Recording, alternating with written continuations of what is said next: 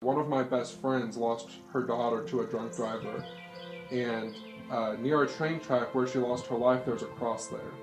And every time I would see the cross or anyone sees it, they know that someone who was loved and significant died there, and their family and friends are working to prevent them from being forgotten.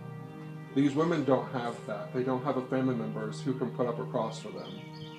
So I wanted to take that up upon myself to be their family member, to put up that cross. I put up 3 of those crosses, and I have 3 more to go. But I think that something that I didn't expect when putting up those crosses is how emotional it is when you're standing next to an interstate using a hammer to nail in a handmade wooden cross.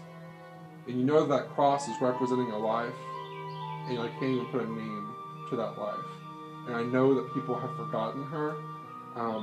So it was a huge emotional thing that I didn't expect.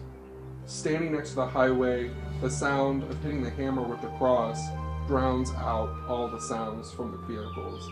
And I think that in a way, each time I would hit the cross with the hammer, it would remind me of why I'm out there and why I started the podcast and where I wanted to go. I started visiting the places where these women were discarded because I realized of the disjustice or the disservice that I feel like the communities and detectives may have done in the past to these women.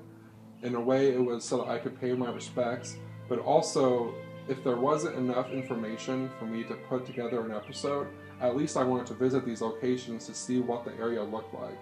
Could a trucker have easily pulled off this interstate here and disposed of her body? What did the terrain look like? Those were all questions that I had that I knew that being there, I could get those answers. When you visit a location that something tragic happened, it almost leaves a bad imprint on that area. You get there and you just feel this pit in your stomach that you just know something horrible happened here. And I remember the very first location I went to was in West Memphis, Arkansas, where Lisa Nichols was dropped off. And I could just picture in my head this semi pulling off the side of this interstate, dropping her off, not bothering to hide her or try to prevent her from being identified, because I think and I knew that he assumed people wouldn't care.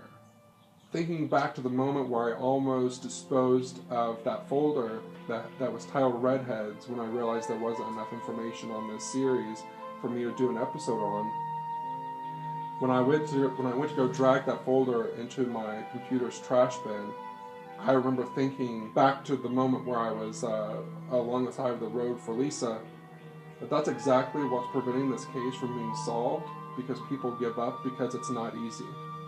My goal this entire time is to ensure that the women are remembered. And now I know that when someone drives across the interstate and they see a red cross, they're going to wonder, who does that symbolize? And I hope they Google it, a red cross, because they'll find my podcast and they'll find these 6 victims. And if I accomplish nothing else, I think that is a huge accomplishment for me, just to walk away and know that I did something.